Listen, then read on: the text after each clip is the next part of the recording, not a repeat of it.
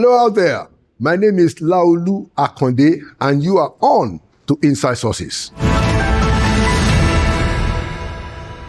But first, here's my take for today, entitled Obasanjo's Third Term and His Bully Pulpit. Now, we must concede that President Olusegun Obasanjo, the former president, is about the best performing president since 1999. We cannot deny that. And it's not easy even for me to say that because I served another administration. But we cannot deny the fact that so far, President Obasanjo's administration is the one that has the highest level of success. Now, having said that, it's important that we say that President Obasanjo is also that singular Nigerian president who militarized Nigeria's politics. Clearly, for instance, it was he during the 2003 and 2007 elections that called the elections a battle. And it was under his watch in 2007 that we had an election that produced a president who himself said that we have to bring electoral reforms. Let us say kudos to the former president Umaru Yar'Adua. May his soul continue to rest in peace. Great spirit. So we must understand the strategy of President Obasanjo. He knows that he has the bully pulpit, and he uses his bully pulpit to raise a loud voice, knowing that the people who will counter him doesn't have an equally loud voice. That is why we must continue to argue that people like Obasanjo should stop the attempt to revise Nigeria's history. We know what happened, for instance, during the third term bid in 2005, 6, and 7. Now, President Obasanjo has said that he actually did not want to do third term. That's not the worst part. The worst part is that he said that if he wanted to have a third term, he could have gotten it. So much for his democratic pretensions.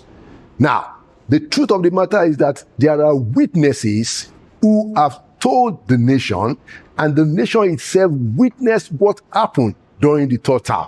And so, Mr. President Obasanjo, you cannot tell us today that what happened did not happen. Your Vice President, Alhaji Atiku Abubakar, has told us how much you were invested in the third term bid. People like Senator Adolphus Wabara has also made it clear that he was offered a 250 million naira bribe to support the third term bid. Also, Professor Shola Adeyeye, a fearless federal legislator, has also recounted efforts to bribe people from his own state. And he said some people actually took the bribe, I think about 50 million. So there are enough witnesses that have shown us, and this country witnessed all that happened with the third term bid. Good thing, Dr. Usman Bugaje has responded to the former president to say that indeed he wanted a third term. Now this is the point. President Obasanjo knows that he has a big pulpit and a big microphone. And so he uses that to say whatever it is that suits his fancy. What we have to do as a people is to continue to push back when he uses his loud microphone to attempt to rewrite our history. But more than that, we Nigerians as a people, we need to raise our voices about what happened to us so that those things will never happen again. So let us tell Baba Olusegun Obasanjo, we know that you wanted third term. We know that you strove for it, and we know that the Nigerian people said no. And there you have it. Inside Sources will be right back. Welcome back to Inside Sources. Today I'm opening the show with a special guest, somebody who is an eminent Nigerian and a major leader on the international stage. I'd like to welcome to Inside Sources the Deputy Secretary General of the United Nations, Her Excellency Amina Mohammed.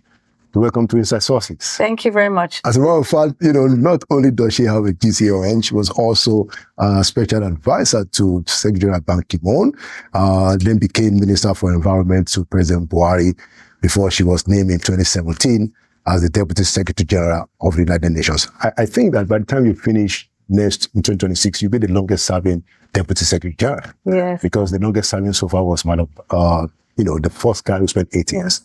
Probably going to spend like 10 years. Exactly. So let's start from that point. How has it been? Both of yourself and the SG, you have about 1 year. You're going to be leaving at the end of 2026. How has it been, facing the huge challenges that the world is confronted with as Deputy Secretary General? Well, first, humbled to have taken up the position, and it is one where you support a leader who has a vision. Coming into the UN, it was always on the basis of how we are better equipped to deal with the many, many resolutions and expectations of member states. And coming in at the beginning, that's what we set out to do. We had the SDGs to implement, but we also had, a mandate from member states on some reforms. And so we were set on that track. And then very quickly came COVID. Yeah. And just when we thought we were getting over COVID, came Ukraine. And just when we thought we were getting over Ukraine, Gaza, and complicated by many more conflicts, as in Sudan and other places. So it's been a roller coaster. If you add to that climate change, which has become more intense and more frequent, and then the geopolitical tensions that we see today. I mean, powers are asserting their authorities. Economies are growing. You can see that there is clearly a change in the dynamics that we see in the world today. But we are equipped. We're equipped with 193 member states. We're equipped with a secretariat that has expertise. We have agencies, funds, and programs and a footprint around the world. We have a toolbox full of resolutions, and they include the Paris Agreement, the SDGs, more recently the Pact for the Future. So it has been one of navigating very difficult times, convening, keeping our voice alive to the Charter and the expectations of hold on to the values, the principles, international humanitarian law. Right. And so I think that, it continues to be a challenge, but the world will always expect us to do more. Clearly. I was going through some of your previous statements, and you did say about the significance of the UN at 80. You said that the Charter is still our guide, the SDGs are toolbox, and peace, dignity, and justice for all, our shared purpose. Now, many people will say that if we didn't have the UN, would the world be different from what it is today? I think so. This is really an institution that is governed in a way to serve member states and those on the expectations that member states are serving their people. Our leaders are serving their people. They are implementing their constitutions, human rights, everybody's right to development. As I said, dignity, justice, is it there? And I think that's really what we strive to do. If we were not here tomorrow, what would happen? Many, many countries would not have issues that are visible at the United Nations, would not be visible anymore. True. And that would say you'd put them in the dark, you'd leave them behind. And when that happens, terrible things go on. The war in Sudan may not be given the same visibility. What is happening in Myanmar would not be given the same visibility. We would not convene to try to get a solution. It's not that the solution can be gotten immediately. These things are very complex. By the time you see what you're seeing in Ukraine, in Gaza, in Sudan, you have to trace back what really has caused these conflicts to be. And for that, you need to, first of all, get a ceasefire. But in the course of getting ceasefire, negotiate our way back to peace. That's very difficult. It's very difficult, and that's. I think but this is the place we convene for solutions that are huge challenges individually, sometimes collectively, that can only be resolved by a number of parties. It's international collaboration. Right. That's what we do. I see it as a global town hall for our village. We have come far in 80 years, and to say that we want to go back doesn't make sense for all those who are still aspiring to have a world that is more equal, more peaceful, and fairer in the share of prosperity. Okay, so that leads me to the question: how do you manage both yourself and the Secretary General, Mr. Antonio Guterres, the human element of your work? We see a lot of conflicts and wars and killings and deprivations in Gaza, in Ukraine, in South Sudan. How do you manage the emotional toll of the fact that you carry the burden of an organization that the whole world is looking up to solve these issues? How do you manage that emotional burden? Well, I mean, it's what gives us sleepless nights, but it's also what wakes us up the next morning, together with the colleagues that we have in this institution in the different places, whether it's a humanitarian worker or it is a development, our peace missions, our peacekeeping missions. We get up to do the job to try to address those issues. That gives you some hope that there's still an opportunity. You have to keep hope alive. You cannot come and say to a person, well, I've given up and this is too heavy for me to carry. Well, then you better leave the job. But we don't. We believe that there is an institution here that we can lead, we can leverage the expertise that we have, the political clout that we have from our member states to try to find peace. It gets you up the next day. That's what keeps moving. Of course, you know that as a Nigerian, we live with faith. Of course. So we do our best. Very resilient. And we try to continue to do it. But it is, in each case, the Secretary General has been through a life of challenges, from when he was very young to how he negotiated his way to being a prime minister to heading up the humanitarian agency and meeting with. So, we have in the course of our life gained networks, gained many exposure to much and expertise, and you use it. This is what you use. You draw on your path and your friends and colleagues and networks that you make to try to navigate the crisis one after the other. And they come all at the same time. So in a day, you can be talking about Sudan, and then you can move to Latin America, and then another crisis in SIDS.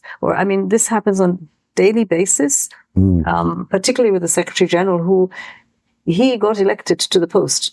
For me, I came to be his deputy. Yes, he has a delegation. He's one of probably the first Secretary Generals to really delegate to a Deputy Secretary General, the development side of the House.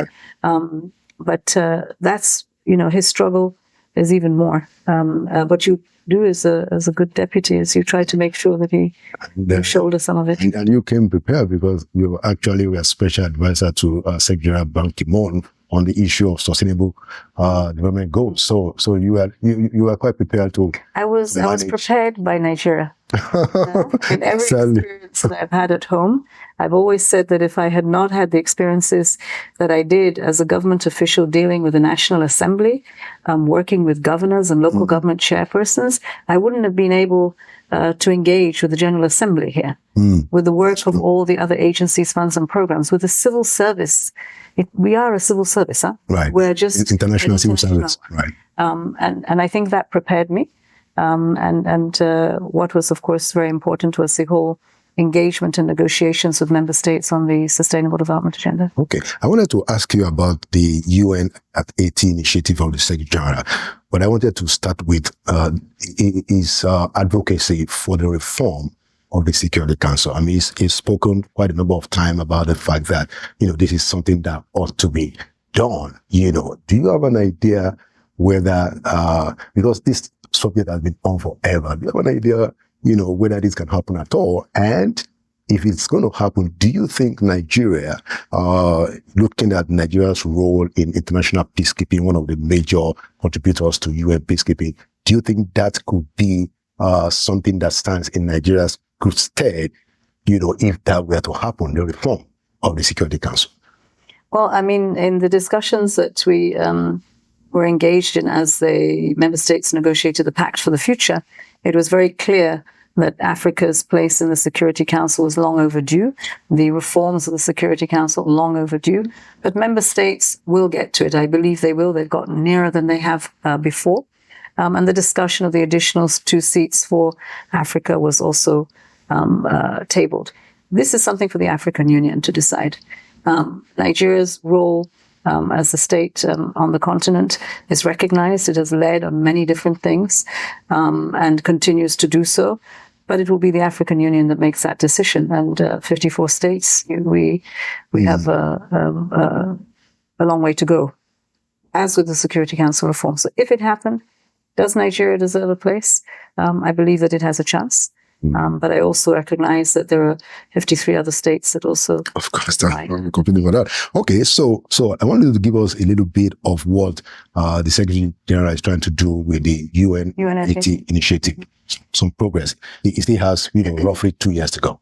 Well, he has always said that we're going to work to the last day, and we will do that. And that will be December 31st, 2026. Yes, by the grace of God. So for us, it has been reforms from day one. There have been many things that have been put in our way that have slowed down some of this reform, but on the development, peace and security management, we have had. So building on the reforms and recognizing there has been a trend where multilateralism is being questioned, the funding of major activities of ours, from peacekeeping to the humanitarian development, overseas development assistance, ODA, has all been on the decline. In really looking at, are we fit for purpose for the expectations of the world today? Are the resources, could we be more efficient and more effective? Mandates that we have, which run into the hundreds, how are we implementing them? Is there more efficiency that can be gained there? So what we put forward was that, first of all, let's deal with the sudden cuts that we've had over the past, I would say, a couple of years. This is not just cuts that have been recent, but even from before. How do we deal with that and be able to cope with it? We presented that to member states. And then we said, let's look at the mandates, how to better implement them. Now there is a resolution where the member states have an ad hoc working group that is looking at how to better make the mandates more efficient. So for instance, on an issue, let's say on food security, we may have 5 or 6 mandates, very similar, but each one important in of itself. Do we need 5 reports or 1 report that reflects all 5 issues? How can we bring the efficiencies of large numbers of pages that could perhaps be summarized better, so that member states could work with them more easier? So it's about implementation of mandates and how to be more efficient.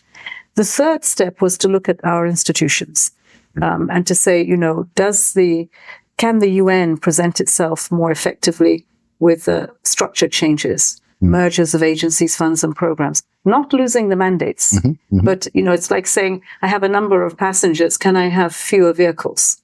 So that in the country, I'm better. First of all, I'm working better together, but I'm responding better together.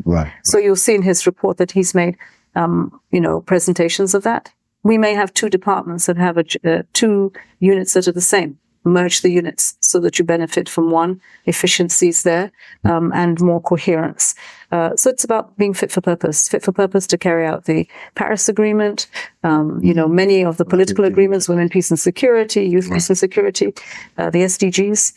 That's really what it's about. Yeah, and that takes me to the issue of the financing for development, including financing for climate change. It was seen that there's always a struggle on the part of the donors and people that make promises to keep up with the promises, especially climate change adaptation issues.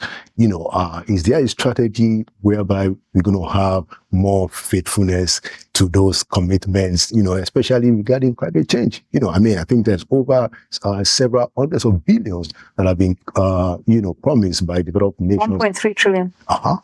And, so, if that continues, don't you think if there's no faithfulness, that might affect the kind of, respect and regard and reputation, that people have for the international system generally?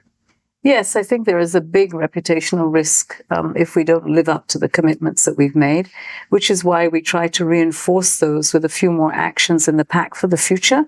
Why we had the Seville conference where we came out with a consensus, which was almost impossible to do in these times of the geopolitical tensions. And it focused a lot on debt, which is really about some of the burdens that Africa carries, and how to better do a number of things that will put Africa in a better position, not only to solve the debt issues that we have, but when we are going to look for credit, that it is longer term. And that it is less costly than we see around the world, and more effective. And I think that's what we're doing now, is looking for the implementation. Looking for the implementation on the financing side, you'll see a number of issues that the leadership of the G20, which is South Africa, has taken up. It is about how we capitalize better our MDBs so there is more resources. It's about the debt issue. It's about long-term finance, which needs to deal with credit rating agencies and how we are assessed. Right. But there is also the climate and financing climate. We've said 1.5 degree world is what we need. Or, as we are seeing already, climate is more intense, more frequent. Right. Every country is being touched. There are no borders to climate change. We need $4 trillion a year for the Sustainable Development Goals, which includes $1.3 trillion for climate. Where does it come from? And this is a mix that we need to look at. Investing in our countries is important so that we increase our revenue. We're able to do more. But we need to see the private sector. We need to see leveraging more money from the multilateral development banks. Right. $1 we put in the MDB will get us 5 to 7. So how do we do that to raise their ceilings? These are all the things we're moving on. And we have to move faster because the urgency and the challenges are growing faster than we are able to move. And I think that's where, there will be some trust deficit that we will have to overcome as we move forward. Okay. But I'm hopeful. I mean, we're going to LM for climate. We have to have NDCs that prove themselves in at least 35 countries, which are about 83% of our emissions. Okay. Nigeria is one. And Nigeria's just come forward with a really good NDC. So that's what we really want to see is, ambition. Fantastic. So as I'm beginning to round up because of your time, as a woman, how do you think we can get more women included, not just in leadership, but in power? Well, I mean, this is people in democracy. Especially in Africa. Yes, but I mean, we vote. We're democracies, right? And in democracies, women have to vote for women and men have to vote for women. And that space has to be created. Now, there is an environment in which it is very difficult to follow the political processes. And in many of our countries in Africa, for sure, we have put provisions that allow women to get in there so that they're established and then they can move. So a leg up so that we can begin to move together. No country will fully develop its potentials without the other half of the population. And we are missing. We are missing in Nigeria. We are missing in many places. But we do have role models. Rwanda is one. Even Somalia, that is, in conflict, has challenges, has got more women in their parliament than we have in my country. Oh, wow. So it's about men's attitudes changing. Yeah. It's about opening up that space from the local government all the way through to the national parliament. It's important because the world sees this as a norm, that you will have a fair balance of women in the workplace, women in leadership. And leadership doesn't have to be the president, but it is of the parliament. It is of boards. It is in, so your businesses. It is your permanent secretaries. Right. Here in the UN, yes, CSG is a man, but 50% of his management, 50% of the leadership of the UN is women. In the representation that we have in countries, in 131 countries of the UN, 50% are women. Actually, about 53% are women. Impressive. So we are showing the way. The African Union did it first. Half of its commissioners are women. And I think it's not a question of numbers. It's a question of what we bring to the table and how we can make life better. We attain our agency, our rights, but life is better when you bring a woman around a decision-making table. For peace, for business, in your house, Everything. in your home. So talking about the role of women, there is a bill in Nigeria that seems to make a bit of progress to say that women should have, dedicated seats in the National Assembly. What do you think about it? Right now, we have tried for decades to do it the same way that everyone else does it. There is just no space. And I think that we have to say that we have a commitment. I believe that the president believes in women in the parliament. His wife was in the parliament, the National Assembly. So, and better comes out of it. Right. Yes, I believe in these bills. I think that we should do that. It has become a norm and expectation that you have a better balance in your parliaments around the world. If Nigeria wants to see itself in leadership in many of the institutions we have, it's important for us to show that women matter in our country, that women can be part of the decision-making and in some of the highest offices, and particularly when we're representing people in our parliaments. Affirmative action it's a good first concrete step. Allow us that first concrete step, and I can assure you that we'll be able to go forward in years to come. In the electorate, but as I say, it needs both women and men to vote for women. Right. So how do you keep up with news from Nigeria? What are you holding? A phone. So I mean, I have family. All my family is in Nigeria. So on a daily basis, I hear what is happening on the ground. My colleagues, and the life that I've had there is, many decades. So how do you think the country is doing? I think that we have huge challenges, like every other African country on the continent. But are we doing the best that we can do about it? We're making the best efforts possible. And when I see what we're doing for the economy, how we're trying to fight the insecurity in the country. Remember, the insecurity in Nigeria is not without the border and the whole regional impacts of it when we are trying to fight climate. So I think that, the efforts are commendable.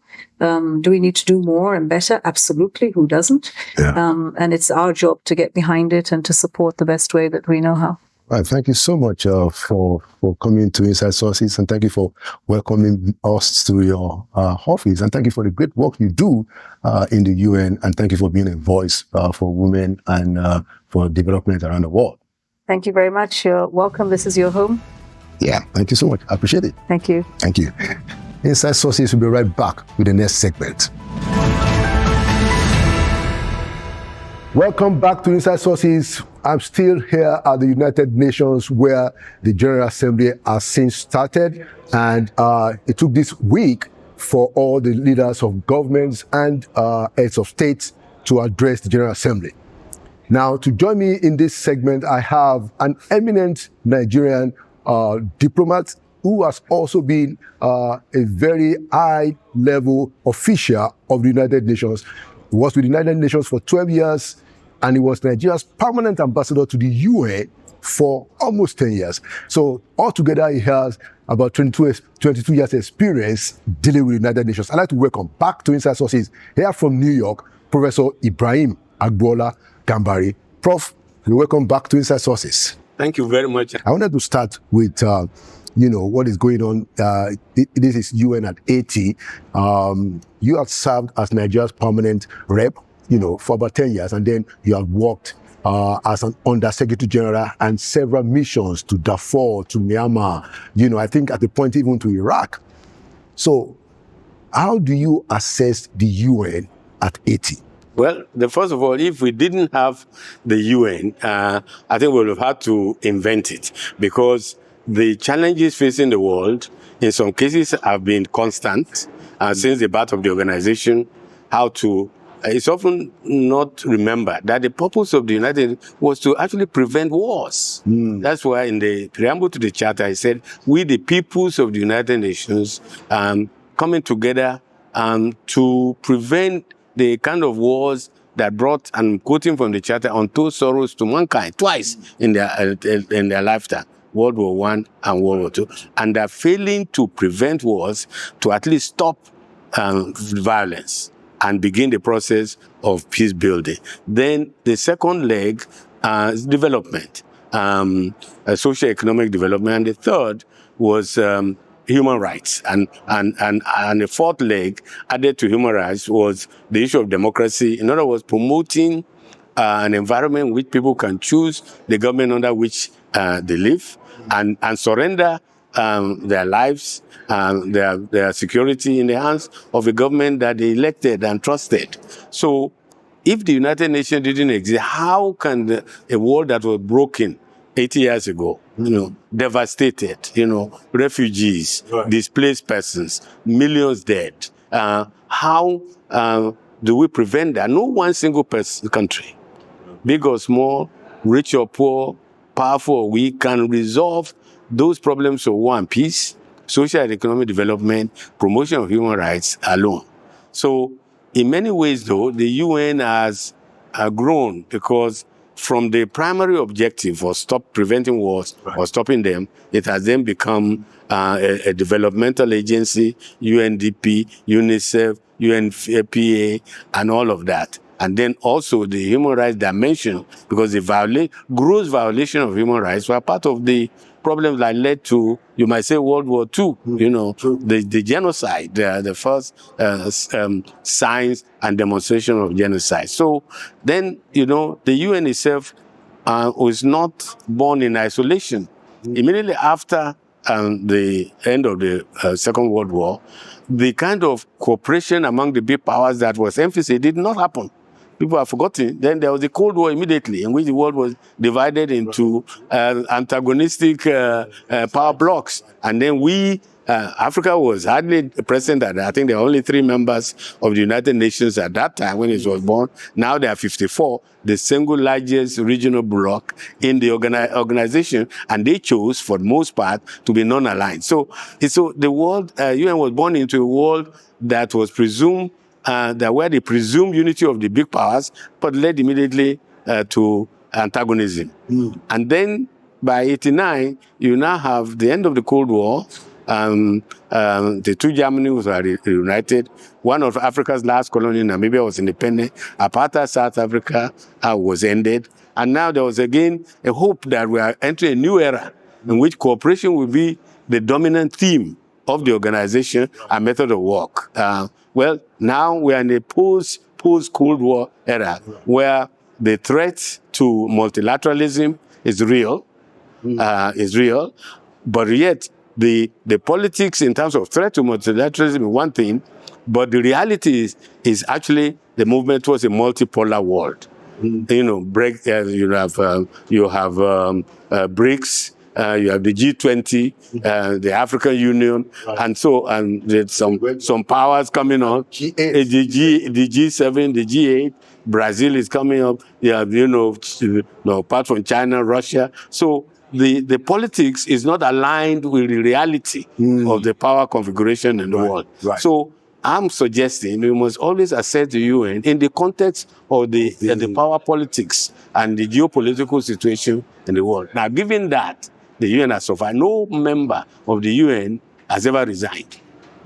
That's a very good point. Good point. I mean, if there was a general dissatisfaction, then you see countries moving away. However, the very fact that we have G7, G8, BRICS, G20 is also suggesting that countries are finding ways in which to augment the deficiencies of not just the United Nations, but of the international environment. Interesting. Very, very good point. So I thought to follow up, by saying that, so UNI is 80, and I remember that you were the chairman of the UN Committee Against Apartheid, when you were Nigeria's permanent representative.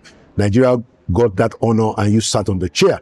Now, that is, in my view, one of the high points of what the UN has done in the last 80 years. I wanted to talk to us about 1 or 2 highest points of the UN in terms of its achievement. For instance, we can talk about the end of apartheid, but what are the 1 or 2 things that you think, I was also chairman of the United Nations Special Committee on Peacekeeping Operations, which is less known. But you see, in the United Nations, it's not always easy to measure what you have prevented. Yeah, exactly. Because it didn't happen. And then is also the success of peacekeeping is often not fully understood. But in the United Nations, we have Namibia, there was a successful peacekeeping there. Angola, there was successful peacekeeping there. In the Middle East even, the interposition of the United Nations prevented the confrontation between Egypt and the Western powers over Suez Canal. Right. So those successes are often not visible because they prevented. Yeah. And I would say that the success of the UN, in my understanding, is that they now must build on areas of success, which is prevention. Because unfortunately, we tend to spend a lot more resources on peacekeeping and on armaments instead of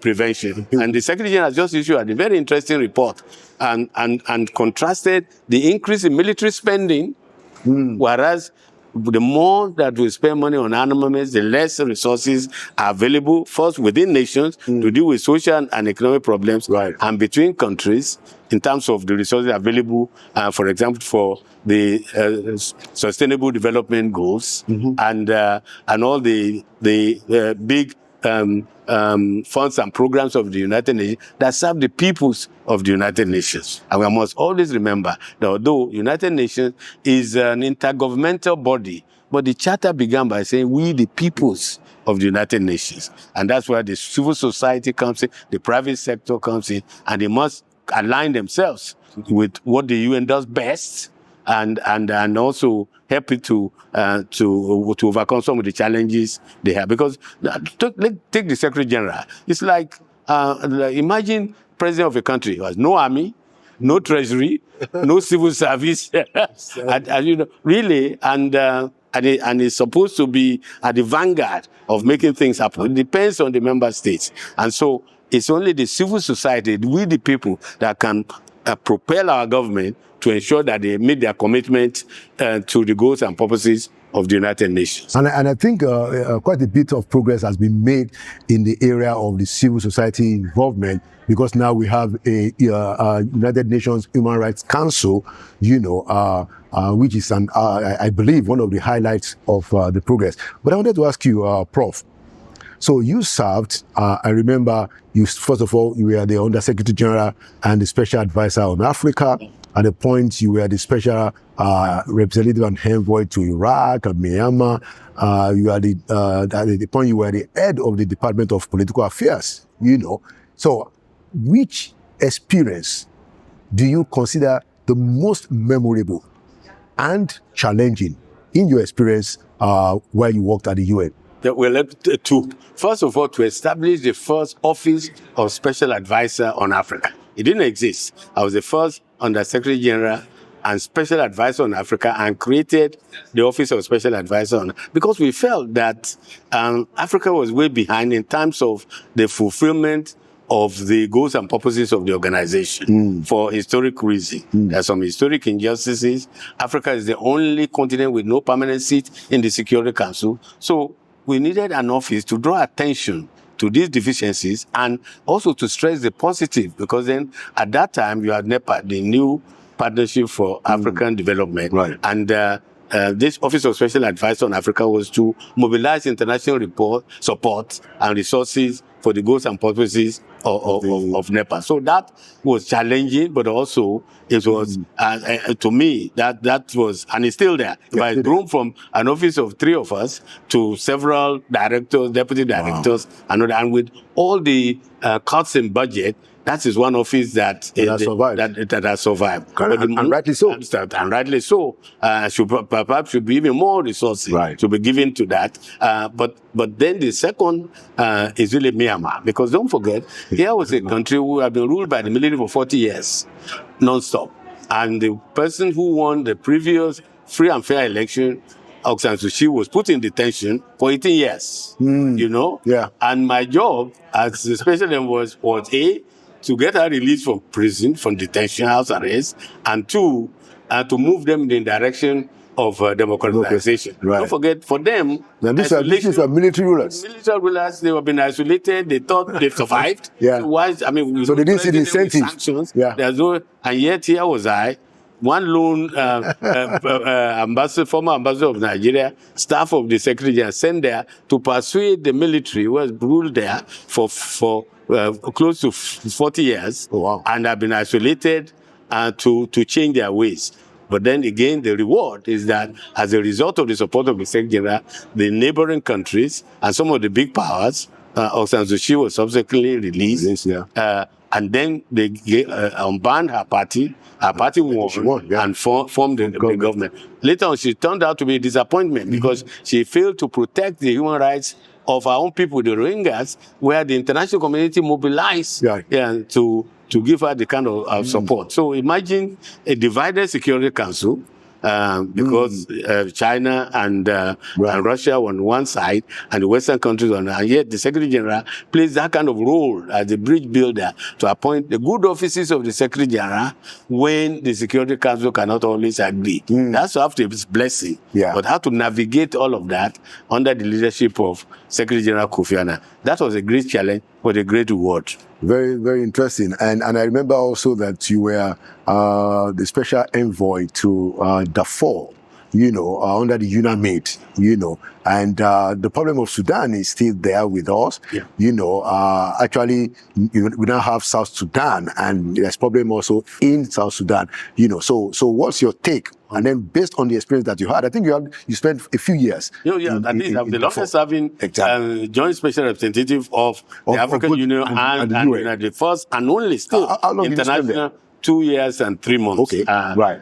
But living in El Fasher in the desert. No, but you have a good point, which is that if we've been allowed to spend much of those resources on prevention of addressing the root causes of the conflict. Now, the budget of this UNAMID that you mentioned was $1.8 billion a year. A year. Now, imagine 10 years.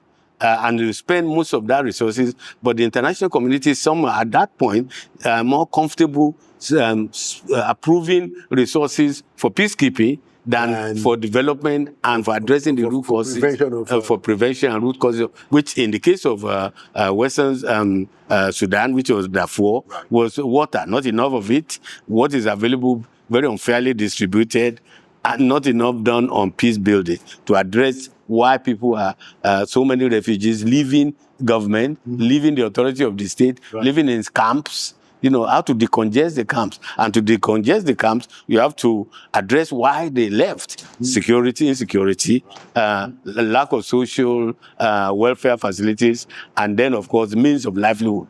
So all these things, I wish the international community has supported us to do more peace building and more prevention than just the peacekeeping. Because if we have been able to succeed in addressing those root causes of conflict, over-centralization of power in Khartoum, unfair distribution of resources, violation of human rights, I don't think we'll have the situation which we have today. Interesting.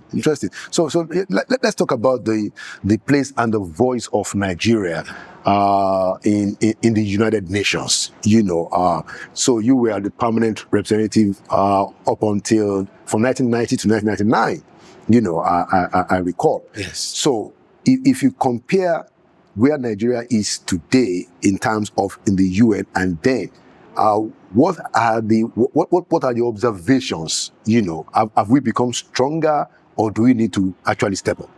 We have to step up, because I recall, and so sometimes you are not supposed to divulge private conversation with heads of states in the course of your duty. But I remember very well when I was dealing with Darfur, that the President Kagame had the largest troops was the largest troop contributor to our troops, and the first commander who came from Rwanda, UNAMID. But the Nigerians were also there, though. Nigeria was there, but we used to be the largest. They overtook us, and then compensated by having a Nigeria myself as the overall head. And in the course, I have to visit him many times. And honestly, he sometimes calls me aside and said, "Look, Nigeria, you are forcing me to punch above my weight. I'm after all the president of Rwanda. Where is Nigeria? Because when Nigeria is absent, it then forces countries smaller who don't have the same weight, as Nigeria. So clearly it's a responsibility. And Nigeria, successful Nigerian government have kind of undertook to play that leadership role in Africa. Without us, maybe Angola, MPLA would not have been admitted as a member of the Organization of African Unity. Without us, Western Sahara would not be a member today. Apartheid, we had 25 years of leadership of the Special Committee Against Apartheid. I was the last in a long line of ambassadors. And we made some sacrifice in all of this, So that's the expectation of the rest of the continent, and that is the expectation of most Nigerians. They want to see their country, and I think in soccer illustrates it, but our people like us to win, to be among the leaders, and to our voices to be heard, you know, and to champion the cause of reform of the United Nations with a permanent, at least, you know, 2 permanent seats for Africa, with all the rights and privileges of the Security Council.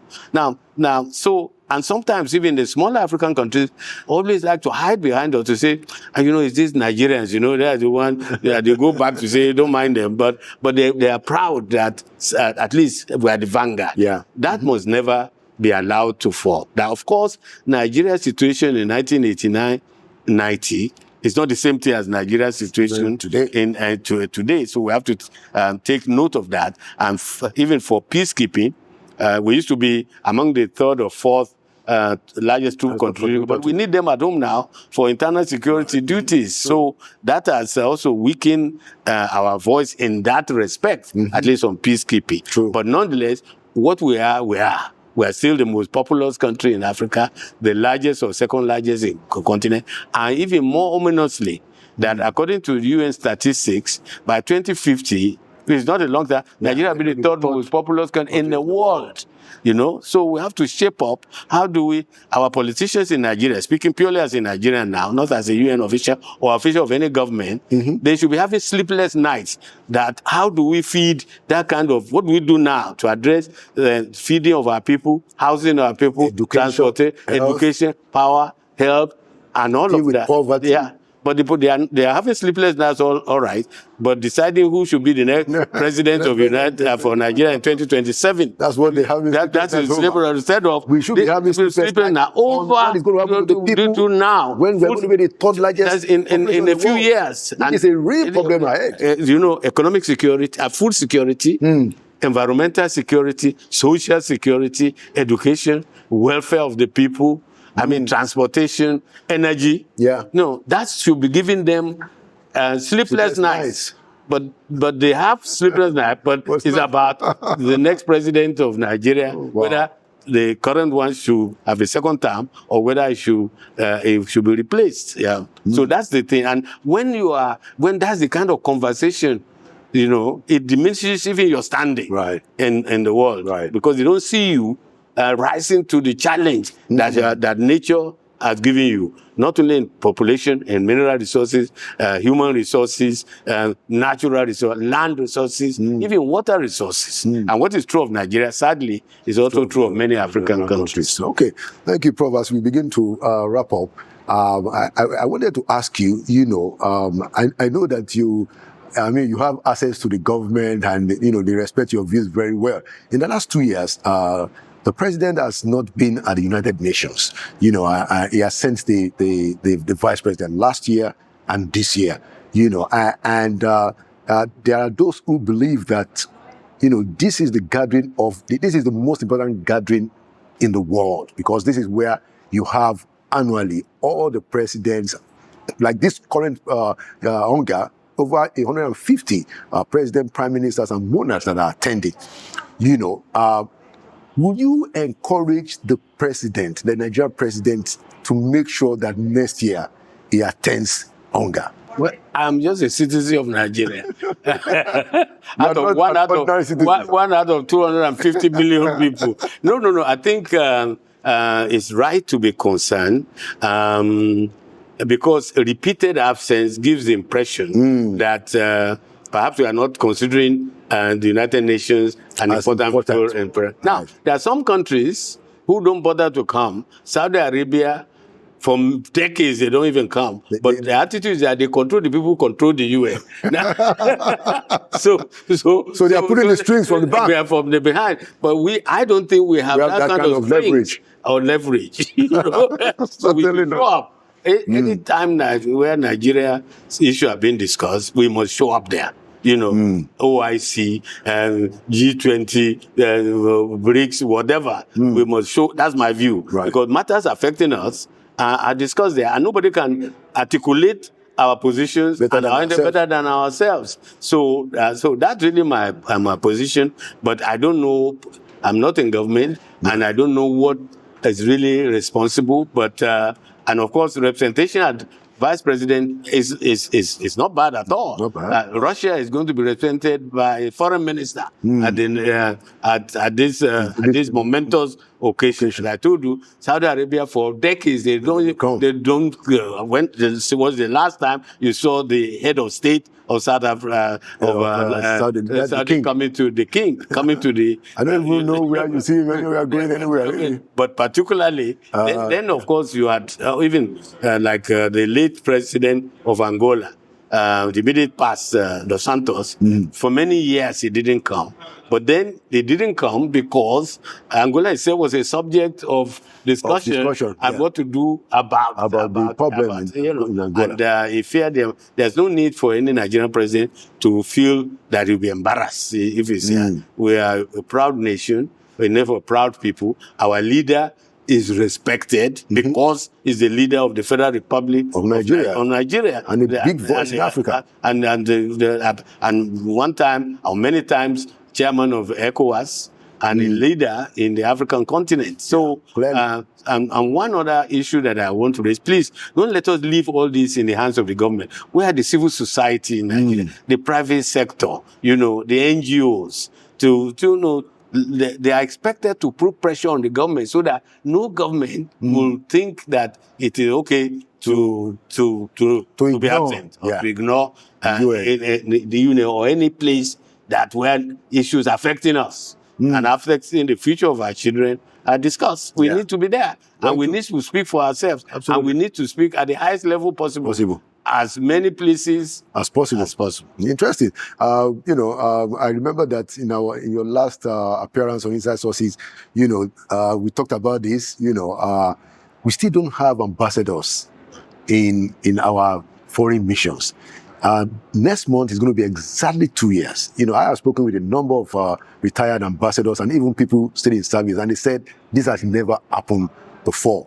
What counsel will you give the president on this? It's not becoming a really, what's your view, Prof? But I've had, and not just in a personal capacity, some of the stakeholders legitimate stakeholders in our foreign policy and projection, our Savannah Center, my center, the way that I'm privileged and proud to found and chairman, to call a meeting of the stakeholders. And we are 3 days when we really looked at all aspects of our foreign policy, including poor funding for the Ministry of Foreign Affairs, poor training for the staff of the non-appointment of our ambassadors, and even support we then had a candidate for re-election as Commissioner, African Union Commissioner for Political Affairs, Peace, and so all of that for 3 days. And we had a report. In Abuja? In Abuja.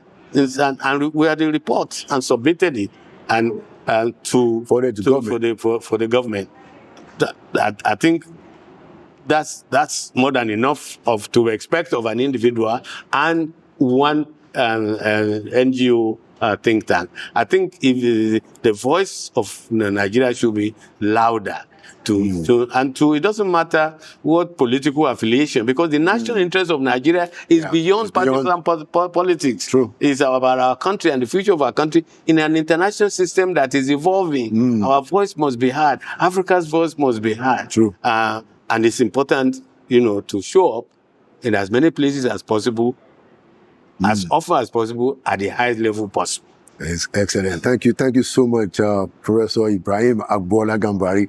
Thank you for your views. And I know that you're also involved in quite a few events. Do you want to tell us some of the things that you have been doing around this UNGA 80? Yeah, but the first thing I tell everybody, I'm not representing the government of Nigeria because I'm just a private citizen with some experience, but I've been involved in several side events. First, there was the issue of the reform. We talk about the reform of the African Union. There was a forum. Because you're a member of a special committee that was set up. Exactly. How about the reform of our own organization? Because as we are pushing for the reform of the United Nations, we should push for the reform of our own, particularly when a regional organization have more impact in charting the way forward for development and for peace and security. So there was a session on that. Then there was a session, a private organization on African investments, And that went extremely well. I've just come out this morning on civil society organization. The Office of the President of General Assembly was there. The Office of Secretary General was there. A number of selected government reps and the embassies were there. Civil society organization, NGO like mine, were there. And it's how to make the Pact of the Future, which was signed only a year ago. Otherwise, we're almost forgetting it because of the financial crisis that the UN is facing. But we cannot say the so-called UN 80 initiative, which is how to make the UN do more with less resources. That may be going on. Secretary General has an initiative, but he must not let us forget the Pact of the Future, because we're talking about the future of the world and the future of this organization. Excellent. So that took place this morning, and it went extremely well. So those are some of the activities, and of course, I'm going to, as a patriot, going to listen to the speech, national address of Vice President presenting later on this week, and of course, I've attended some sessions, the general debate, to listen to discussion on the future of Palestine, Gaza, to stop the killings in Gaza, to end the war in Ukraine, and to make the UN more fit for purpose in an uncertain geopolitical and still emerging environment, which is the world.